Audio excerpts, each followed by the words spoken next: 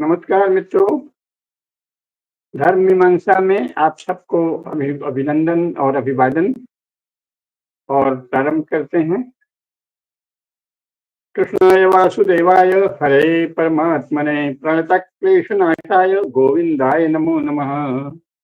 वसुदेव सुतं देवं कंस चाणूरमर्दनम देवकी परमानंदम कृष्णं वंदे जगद्गुरुम। आज हम बात कर रहे हैं जाति और उपजाति।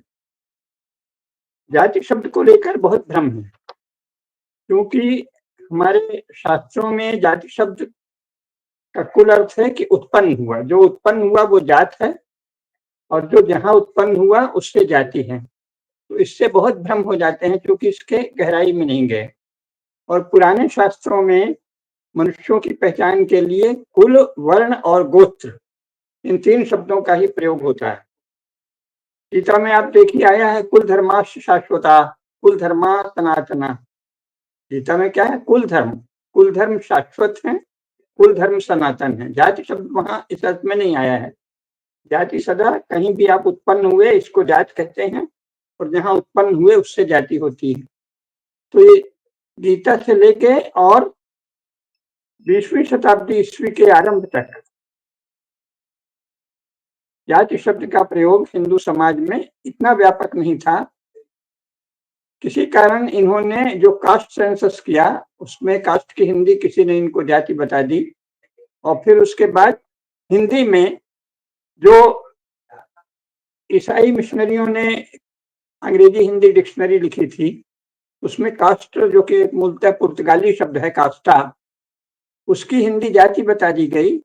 और जो सेंसस हुआ कास्ट सेंसस, उसमें उसको जाति जनगणना हिंदी में चल गया। और तब से लोगों को भ्रम हुआ कि जाति बहुत सनातन है। लेकिन जाति जिस रूप में अभी शब्द का प्रयोग करते हैं वो बिल्कुल भी सनातन नहीं है, वो सर्वथा नया शब्द है। पुराना शब्द है कुल, गोत्र और वर्ण। कुल, गोत्र और वर्ण यही भारतीय शब्दावली है, भारत की पदावली है। जाति एक दूसरा अर्थ है। और जाति का शास्त्रीय संदर्भ पहले लें तो सबसे महत्वपूर्ण संदर्भ तो दर्शन में होता है, और दार्शनिक संदर्भ कहाँ है? पतंजलि के योग सूत्र में। पतंजलि के योग सूत्र में साधन पाद में 13वां सूत्र है, सति मूले तद्विपाको जात्यायुर्भोगाः। इसका अर्थ होता है कि कर्मफल के अनुसार मनुष्य को तीन चीजें मिलती हैं, जाति, आयु और भोग। वहां जाति का अर्थ क्या है? तो योग वार्तिक में स्पष्ट है, जैसे कहा है ना, कर्मफल से, कर्माशय से जाति होती है। और कर्माशय क्या है? कर्माशयो धर्म अधर्मो, धर्माधर्मो। ये योग वार्तिक ने स्पष्ट किया है।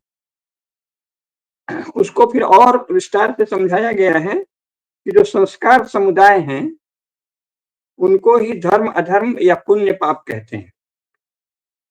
तो संस्कार समुदाय ही प्राणियों को कर्माशय का भोग कराता है।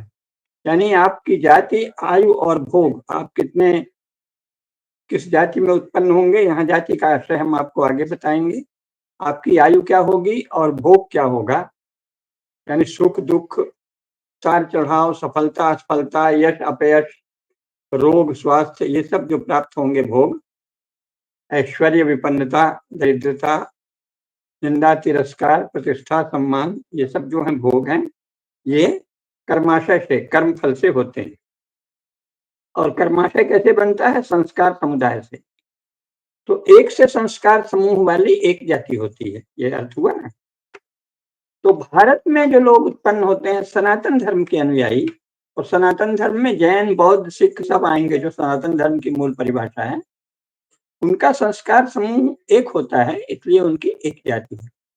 यानी जो आत्मा, परमात्मा, पुनर्जन्म और कर्म फल, इसके किसी न किसी भाव या रूप या साधना या दर्शन में समान रूप से श्रद्धा रखते हैं, जो धर्म और अधर्म, पुण्य और पाप की कोटि में सोचते हैं। और धर्म और अधर्म का कोई अंग्रेजी, उर्दू, फारसी में कोई अनुवाद नहीं हो सकता।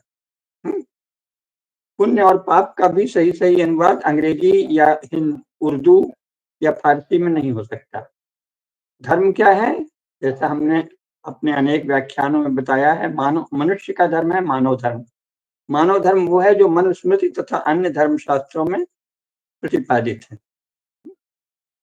तो वो क्या है? धृति क्षमा दमोस्तेयम शौचम इंद्रिय निग्रह धीर विद्या सत्यम अक्रोधा दशकम धर्म लक्षणम। इसमें धर्म है। और आपका फेथ क्या है? आप किस बात पर ईमान लाते हैं? आपको यकीन किस पर है? विश्वास क्या है? इसका धर्म से कोई संबंध नहीं। इसका संबंध मजहब और रिलीजन से है, धर्म से इसका संबंध नहीं है। वो तो आपके विश्वास हैं, आपकी मान्यताएं हैं, आपके उपदेश हैं, आपके कुल में प्रचलित धारणाएं और मान्यताएं हैं। उनका परीक्षण होता है कि वो धर्म में है कि अधर्म में है, पुण्य में है कि पाप में है। धर्म की कसौटी यही है कि जो सनातन सार्वभौम मानवीय मूल्यों को, मानव धर्म को मानता है, बताता है और जीवन में व्यक्त होता है, वो धर्म है। और जो सनातन सार्वभौम मानव मूल्यों के विपरीत है, इनके विपरीत जो जीवन शैली है, आचरण है, वो अधर्म है। धर्म ही पुण्य है और अधर्म ही पाप है। तो इसलिए एक ही संस्कार समूह वालों को एक जाति कहते हैं। संस्कार समूह क्या? जैसे कि पुनर्जन्म और कर्मफल, पुनर्जन्म, कर्मफल और जीवात्मा और परम सत्ता, इनको जो मानता है वो एक जाति का हुआ, क्योंकि इनके संस्कार समूह एक हैं। इसी को वीर सावरकर आदि ने कह दिया कि जो भारत भूमि को पितृभू, मातृभू और पुण्य भूमि माने। भारत ही हमारी पितृभूमि है, मातृभूमि है और पुण्य भूमि है। अर्थात भारत में प्रतिपादित पुण्य और पाप के जो निकट हैं, प्रतिमान हैं, धर्म और अधर्म का जो बोध है, वो जिसको स्वीकार है ना। हिमालयात समारभ्य यावद हिंदू सरोवरम वर्षतत् भारतम नाम भारतीय संतति, ये तो कहा है। और हिंदुत्व का सावरकर ने क्या कहा है कि जिसकी पितृभू और पुण्य भू भारत है, वही हिंदू स्मृता, वही हिंदू है। यानी जो भारत को अपनी मातृभूमि मानता है, पितृभूमि मानता है, अपने पुरखों की भूमि यही मानता है, पूर्वजों की आदिकाल से, जो यही उत्पन्न पूर्वजों को अपना पूर्वज मानता है, उनके संस्कार को ही अपना संस्कार मानता है, उनके धर्म और अधर्म, पाप और पुण्य के भेद और विवेक को ही जो अपना मानता है, यहाँ जो प्रतिपादित धर्म और अधर्म है, पुण्य और पाप है, सुख और दुख है, कर्तव्य और अकर्तव्य है, नीति और अनीति है, जैसे कि जीवात्मा और परमात्मा, पुनर्जन्म, कर्म फल, इनके विषय में जो भारत में प्रतिपादित सिद्धांत हैं, दर्शन है, उनको जो मानता है उसके संस्कार समूह एक हुए। और उन संस्कार समूहों से एक कर्माशय बनता है। संस्कार समूहों के भीतर लाखों प्रकार के कर्माशय हो सकते हैं, लेकिन समूह के रूप में वो कर्माशय समूह एक है। आत्मा, परमात्मा, पुनर्जन्म और कर्मफल को मानने वाला कर्माशय समूह एक ही है। और इसलिए जो भी लोग भारत में उत्पन्न हैं और जो मुख्यतः है वो कहीं और भी उत्पन्न हो, तो भी अगर वो आत्मा, परमात्मा, पुनर्जन्म और कर्मफल के उन सिद्धांतों को, उस दर्शन को, उन मान्यताओं को मानते हैं जो सनातन धर्म का सार हैं, जो भारतवर्ष में धर्म शास्त्रों में प्रतिपादित हैं, तो वो हिंदू हैं और वे सब एक जाति के हुए। तो एक ही संस्कार समुदाय से एक जाति है। और जाति का यही अर्थ होता है। बंगाल में तो 20वीं शताब्दी ईस्वी के आरंभ तक इसीलिए भारतीय हिंदुओं को एक जाति कहा जाता था। राष्ट्रीय स्वयंसेवक संघ के संस्थापक, आद्य सरसंघ चालक, परम पूजनीय डॉक्टर केशव राव बलिराम हेडगेवार भी हिंदू जाति की बात करते थे। और हिंदू जाति में जैन, बौद्ध, सिख सब आते हैं, जो कि पुनर्जन्म को माने, कर्मफल को माने, जीवात्मा और उसके भोगों को माने, कर्म के अनुसार पुनर्जन्म होता है, सुख दुख मिलता है, इसको माने। धर्म, अधर्म, पुण्य, पाप की भारतवर्ष में सनातन धर्म शास्त्रों में, सनातन धर्म की विविध शाखाओं के धर्म शास्त्रों में प्रतिपादित सार्वभौम मानव मूल्यों को जो माने, वह उसकी एक जाति है, वो हिंदू है। हिंदू में जैन, बौद्ध, सिख सब आते हैं, जैसा कि हिंदू लॉ के अंतर्गत भी कहा गया है। तो वो सब क्या है, जब तक वो माने। अब मान लो कल को कोई कहे कि नहीं हम तो सिख हैं और हम जो है इस्लाम के निकट हैं, तो फिर वो हिंदू नहीं रह गए। वो कौन हो गया? वो हिंदू हो गया। उसके धर्म, अधर्म, पुण्य और पाप, पुनर्जन्म और कर्मफल के मायने अलग हो गए, क्योंकि इस्लाम को जो मानता है वो पुनर्जन्म को नहीं मानेगा, कर्मफल को नहीं मानेगा, है ना? जो ये मानेगा कि किसी में विश्वास लाने से सदगति होती है, सदाचार से, शील से और प्रज्ञा से सदगति का कोई संबंध नहीं, फिर वो हिंदू नहीं है, उसकी जाति भिन्न हो गई। फिर वो हिंदू घर में उत्पन्न हो, किसी ब्राह्मण के घर में उत्पन्न हो, लेकिन अगर वो आत्मा, परमात्मा, पुनर्जन्म और कर्मफल को नहीं मानता, धर्म और अधर्म, पुण्य और पाप की सनातन धर्म शास्त्रों में प्रतिपादित सिद्धांतों को नहीं मानता, तो उसकी जाति अलग हो गई। इसीलिए जो कम्युनिस्ट हैं, जो सोशलिस्ट हैं, उनकी जाति अलग हो गई, उनका कर्माशय भी अलग होगा, क्योंकि वो पुण्य और पाप, धर्म और अधर्म की धर्मशास्त्रों में प्रतिपादित मान्यताओं को नहीं मानते। तो हम सब जो हिंदू हैं, जो आत्मा, परमात्मा, पुनर्जन्म और कर्मफल को मानते हैं, सनातन धर्म के धर्मशास्त्रों में प्रतिपादित सिद्धांतों को, सार्वभौम मानव मूल्यों को, नीति अनीति, पुण्य पाप के, उचित अनुचित के, कर्तव्य अकर्तव्य के, सही गलत के, शास्त्रों में प्रतिपादित निकट को जो मानते हैं अपने शास्त्रों में, हिंदू शास्त्रों में, सनातन धर्म के शास्त्रों में, उनकी एक जाति है। और इस शब्द का प्रयोग 20वीं शताब्दी ईस्वी के मध्य तक होता रहा। जैसा मैंने बताया, बंगाल में तो सारे ही लेखक जाति शब्द इसी अर्थ में प्रयोग करते थे, जातीय गौरव, जातीय अभिमान, सारे रविशंकर, शरद चटर्जी, बंकिम बाबू, सब जाति शब्द का प्रयोग इसी अर्थ में करते थे। श्री अरविंद, स्वामी विवेकानंद, सब जाति शब्द का प्रयोग किस अर्थ में करते थे कि हिंदू एक जाति। तो वास्तविक जाति कौन है? हिंदू। राष्ट्रीय स्वयंसेवक संघ के संस्थापक परम पूज्य डॉक्टर केशव बलराम हेडगेवार भी हिंदू जाति शब्द का ही प्रयोग करते थे। हिंदू जाति को एक बनाना है, हिंदू जाति की रक्षा करनी हो, हिंदू जाति को धर्म के लिए, धर्म कर्तव्य के लिए, धर्म रक्षा के लिए संगठित करना। तो हिंदू जाति शब्द का प्रयोग बंगाल से लेके महाराष्ट्र तक सब जगह होता रहा है। तो जाति क्या है हम सबकी? हिंदू जाति। शेष जो जातियां हैं वो वस्तुतः कुल समूह हैं, या तो वर्ण अलग अलग हैं, जो 4 वर्ण हैं, ब्राह्मण, क्षत्रिय, वैश्य और शूद्र, और या कुल समूह हैं जिनके गोत्र अलग हैं, प्रवर अलग हैं, और कुल की परंपरा, कुल धर्म, जिसे गीता में कहा है कुल धर्मा शाश्वता, कुल धर्मा सनातना, उनके कुल धर्म अलग है। शेष क्या है? एक ही हिंदू जाति के अलग अलग कुल समूह हैं, उनके अलग कुल धर्म हैं, अलग अलग गोत्रों के अपने धर्म हैं, और वो सनातन धर्म के अंग के रूप में धर्म है। यानी ये नहीं कि वो सनातन धर्म के जो मूल 10 लक्षण प्रतिपादित हैं उनसे भिन्न कोई बात कहते हैं कि ये हमारा कुल धर्म है, नहीं, वो तो फिर टूटे हुए, और वो धर्मनिष्ठ शासन के द्वारा दंडनीय हुए। कोई कहते चोरी हमारा धर्म है, झूठ बोलना हमारा धर्म है, दूसरे को मारना हमारा धर्म है, किसी की उपासना पद्धति को बिगाड़ना जानबूझकर और उसको जबरन अपनी उपासना पद्धति थोपना हमारा धर्म है। तो ये सब पापी हुए, शासन के द्वारा दंडनीय। उसकी बात नहीं कर रहे हैं।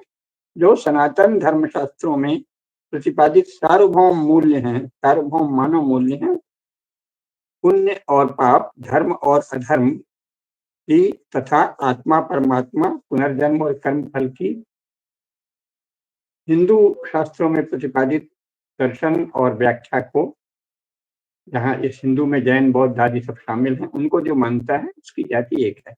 तो इसलिए हिंदू जाति की बात की जाती थी। तो शेष जो लोग हैं वो क्या है? उपजातियां कहेंगे अगर उन्हें कहने जाए, तो वो कुल समूह हैं, उनके वर्ण अलग अलग हैं, कुल समूह हैं, वर्ण के भीतर भी अनेक कुल होते हैं, उन कुलों का अपना एक कुल धर्म होता है, तो वो एक ही जाति के अंग है। अगर उनको जाति की स्मृति नहीं रही तो वो स्मृति भ्रष्ट है और उनकी मृत्यु निश्चित है।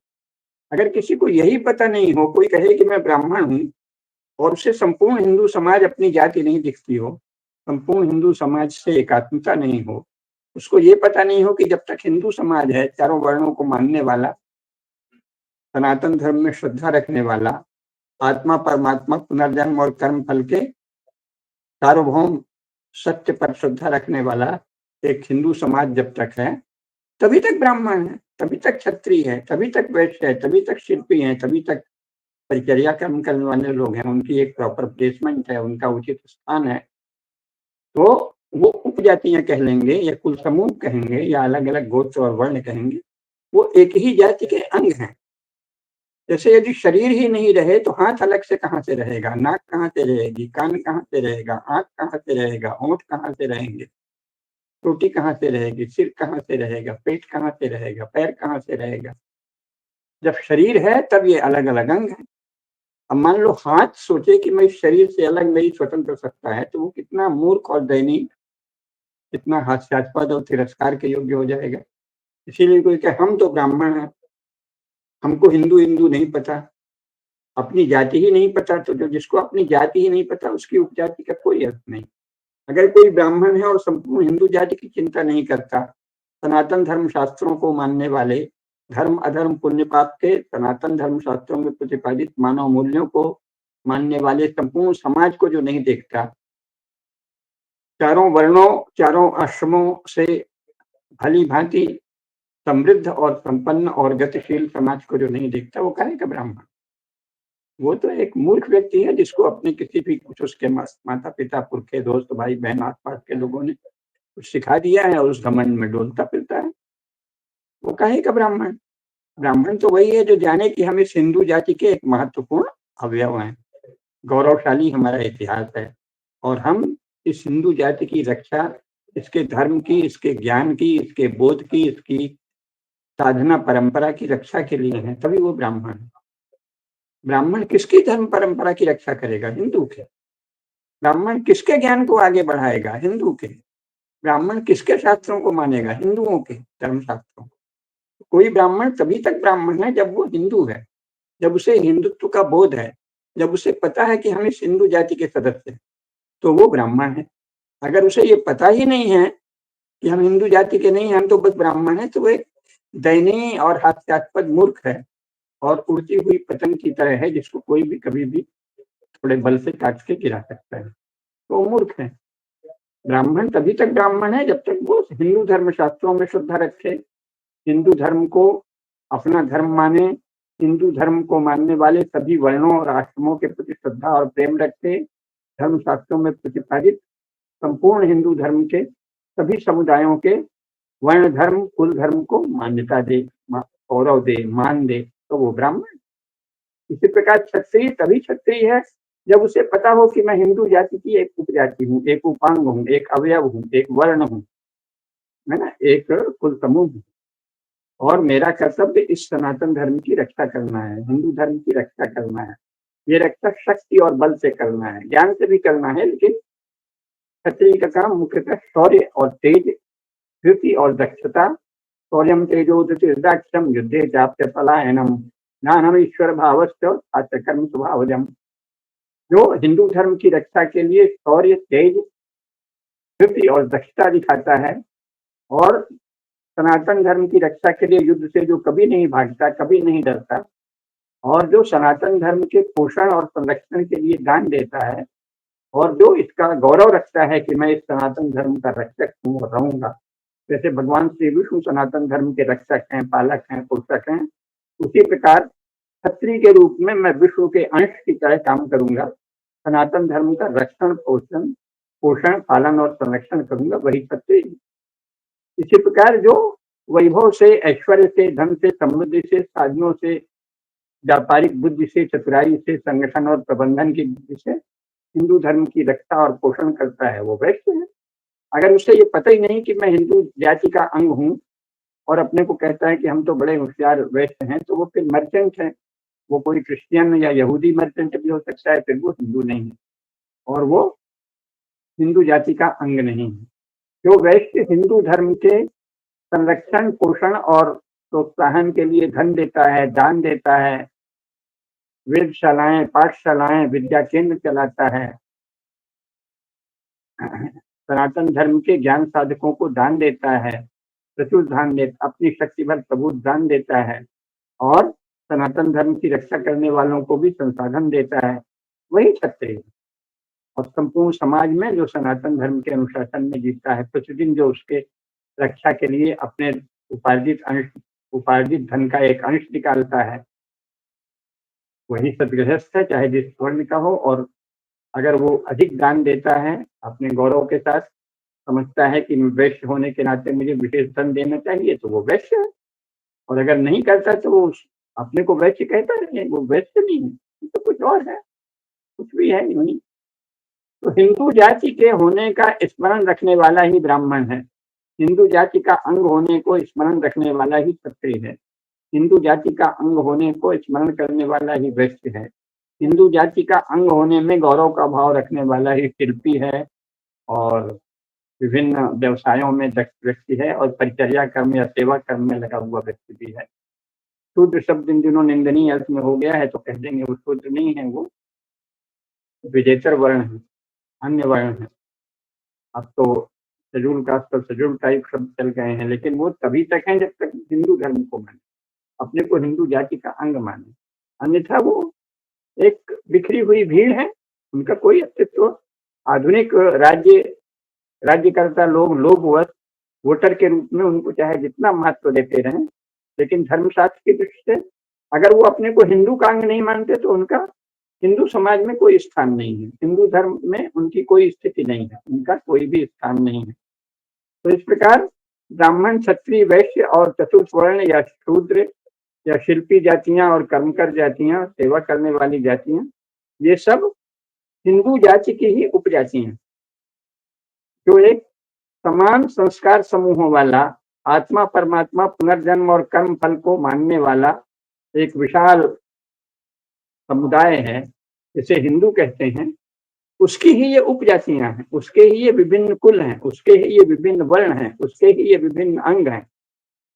तो जिसे जाति का ही बोध नहीं, जिसे अपने हिंदू होने का बोध नहीं, जिसको हिंदू जाति पर गौरव नहीं, जिसको हिंदू जाति पर श्रद्धा नहीं, जिसको हिंदू जाति के धर्मशास्त्रों पर श्रद्धा नहीं, जिसको हिंदू ज्ञान परंपरा पर श्रद्धा नहीं, जिसको हिंदू जाति के ज्ञान परंपरा के रक्षकों पर प्रेम नहीं, जिसको हिंदू जाति के धर्म की रक्षा करने वाले वीरों पर प्रेम नहीं, जिसको हिंदू जाति को समृद्ध करने वाले बड़े बड़े मंदिर और आश्रम और ज्ञानियों साधकों को दान देने वाले ब्राह्मणों आदि सबको दान देने वाले वैश्यों का सम्मान नहीं करता, वो हिंदू नहीं। और फिर वो उसकी कोई भी जाति भी नहीं मानी जाएगी, क्योंकि एक ही जाति है, हिंदू जाति। ये सब उसकी उपजातियां हैं, उसके कुल समूह हैं, वर्ण समूह हैं, गोत्र समूह हैं। मूल जाति क्या है? सतिमूले तद्विपाको जात्यायुर्भोगा। कर्माशय, जिनका कर्माशय समूह का आधार एक है, अर्थात संस्कार समूह का आधार एक है, अर्थात धर्म और अधर्म, पुण्य और पाप, सद और असद, करनी और अकरणी की जिनकी मान्यताएं, आस्थाएं एक हैं। आत्मा परमात्मा, पुनर्जन्म और कर्म फल पर जो पूर्ण श्रद्धा रखते हैं, पूर्ण विश्वास रखते हैं, उनकी एक जाति है, उस जाति का नाम हिंदू है। तो ये सब उसी हिंदू जाति की उपजातियां हैं। ब्राह्मण, क्षत्रिय, वैश्य और शूद्र हिंदू जाति की ही उपजातियां हैं, हिंदू जाति के ही कुल समूह हैं, हिंदू जाति के ही वर्ण समूह हैं, अलग अलग। ये ध्यान रखना चाहिए। और वो उपजाति जो अपनी जाति का ध्यान नहीं रखे, वो अंग जो अपने संपूर्ण शरीर का ध्यान नहीं रखे, वो अवयव जो अवयवी का ध्यान नहीं रखे, वो तो छिन्ना भ्रमिव नश्यति, छिन्न भिन्न डाल से टूटे हुए फूल या पत्ते की तरह कहीं भी बह जाता है, झड़ जाता है, सूख जाता है, उसका कोई भी संरक्षण नहीं हो सकता, उसका कोई भी अस्तित्व सुरक्षित नहीं रह सकता। अस्तित्व उसी का सुरक्षित है जो अपनी हिंदू जाति का सदा स्मरण करता है, हिंदू जाति के शास्त्रों का, हिंदू जाति के धर्म और अधर्म, पुण्य और पाप संबंधी सिद्धांतों और दर्शनों का मान करता है, कर्मफल, पुनर्जन्म, आत्मा और परमात्मा में श्रद्धा रखता है। ऐसा ही व्यक्ति ब्राह्मण है, ऐसा ही व्यक्ति क्षत्रिय है, ऐसा ही व्यक्ति वैश्य है, ऐसा ही व्यक्ति शूद्र है, अपने वर्ण और संस्कार समूहों और कर्म समूहों के अनुसार, गुण कर्म विभाग के अनुसार। और वही वस्तुतः हिंदू कहे जाने का अधिकारी है। और जो स्वयं को हिंदू कहे जाने के गौरव से युक्त देखता है और मानता है, जो अपने हिंदुत्व पर स्वाभिमान और आत्मगौरव रखता है, वही फिर किसी भी वर्ण या किसी भी कुल या किसी भी कुल समूह या किसी भी गोत्र का स्वाभाविक अंग हो सकता है। जो हिंदू जाति की एकता के लिए, हिंदू जाति की परंपरा के लिए, हिंदू जाति की ज्ञान परंपरा और शील परंपरा के लिए, प्रज्ञा और शील के लिए सदा श्रद्धा नहीं रखता और उसके पोषण और संरक्षण का काम नहीं करता, उसका वो न तो ब्राह्मण है, न वो क्षत्रिय है, न वैश्य है और न ही वो शूद्र है। वो तो फिर डाल से टूटा हुआ पत्ता है, उसका कहीं कोई अस्तित्व नहीं है, ये जानना चाहिए।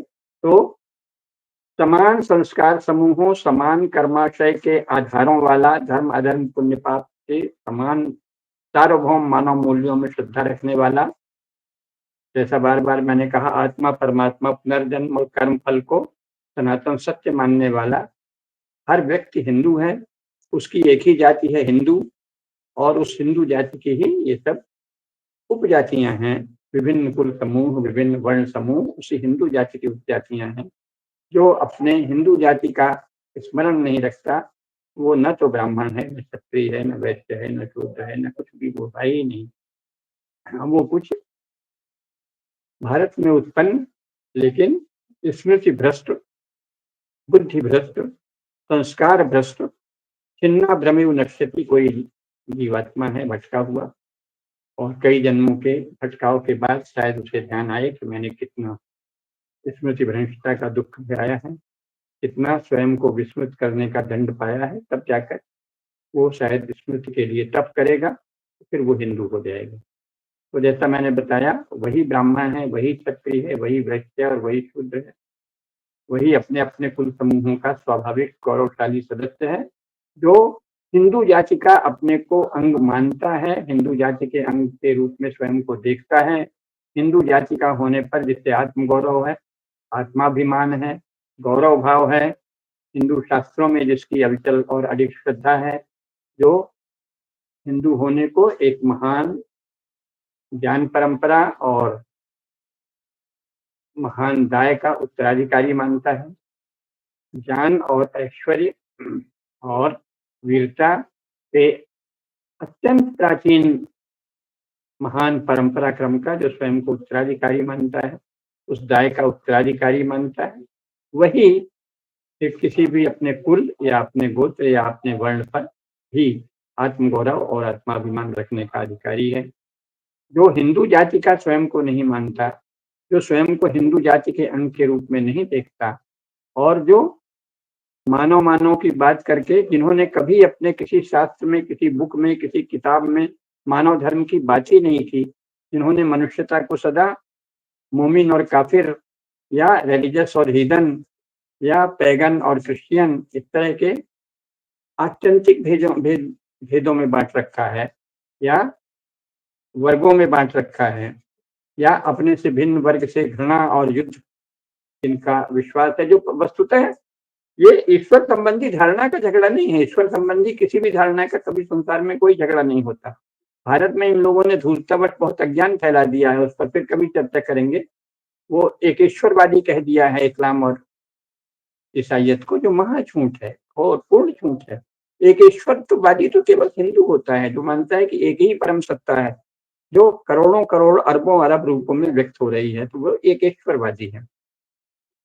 वो मोनोथीइस्ट है, यानी एक पंथवादी है। वो मानते हैं कि एक ही पंथ, जीवन का एक पंथ, उपासना का एक पंथ, मान्यताओं का एक पंथ, यही सत्य है। शेष सब गलत है, शेष सब अधर्म है, शेष सब पीड़न है, शेष सब कुफ्र है, शेष सब दंडनीय है।